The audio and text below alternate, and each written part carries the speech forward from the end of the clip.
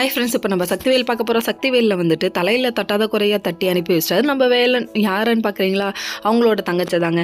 மீனாளுக்கு புத்திமதி சொல்லி வீட்டுக்கு போமோன்னு சொல்லி அனுப்பி வச்சிட்டாங்க. அதுவும் கொஞ்சம் ஜர்க்காயிடுச்சு. ஏன்னா ஆஃபீஸில் உள்ளவங்களாம் ஃபோன் பண்ணுறாங்க. அதனால் பயந்துகிட்டே இருக்கும், கொத்திட்டு போயிடுவாங்களாம் அத்தானே.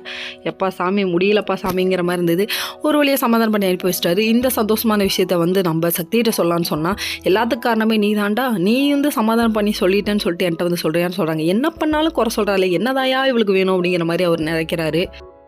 பயங்கர டென்ஷனில் அவர் வெளியே போயிட்டாருங்க. அதுக்கப்புறம் சக்திக்கு கால் வருது. அவங்க அப்பா கால் பண்ணி இது மாதிரி மாப்பிள்ளை சமாதானப்படுத்திட்டாராமே, ரொம்ப சந்தோஷம், ஒன்று நல்லா பார்த்துக்குவார், நம்பிக்கை இருக்குன்னு சொல்லிட்டாங்க. ஐயோ வீட்டில் இருக்கவங்கள கரெக்ட் பண்ணிட்டானேன்னு சொல்லிட்டாங்க. சரி இதெல்லாம் ஒரு பக்கம் இருந்தாலும் சிஏ எக்ஸாமுக்கு படிமான்னு சொல்லிட்டாங்க. உடனே புக்ஸ் எல்லாம் எடுத்து பார்த்து சந்தோஷப்பட்டுக்கிட்டு இருந்தாங்க.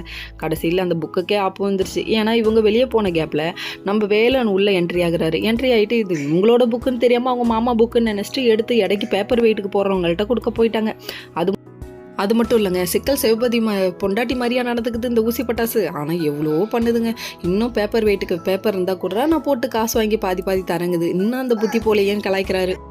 பேப்பர் வெயிட்டுக்காரன்ட்ட பேப்பரை போட அதை பார்த்து சக்தி கொந்தளிக்கிறாங்க. கொந்தளிச்ச உடனே ஊசி பட்டாசே ஏன்னு மிரட்டிட்டாங்க. ஐயோ இவன் என்னடா பத்திரகாளியாக தெரியுறா திடீர்னு, ஐயோ இவன் எனக்கு மாமியாருக்கு மேலே மாமியாராக இருக்கான்னு கொஞ்சம் பயந்துட்டாங்க.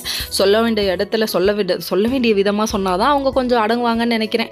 உடனே கொந்தளிச்சு போய் திட்டுறாங்க. ஓகே ஃப்ரெண்ட்ஸ், நெக்ஸ்ட் வீடியோவில் பார்ப்போம்.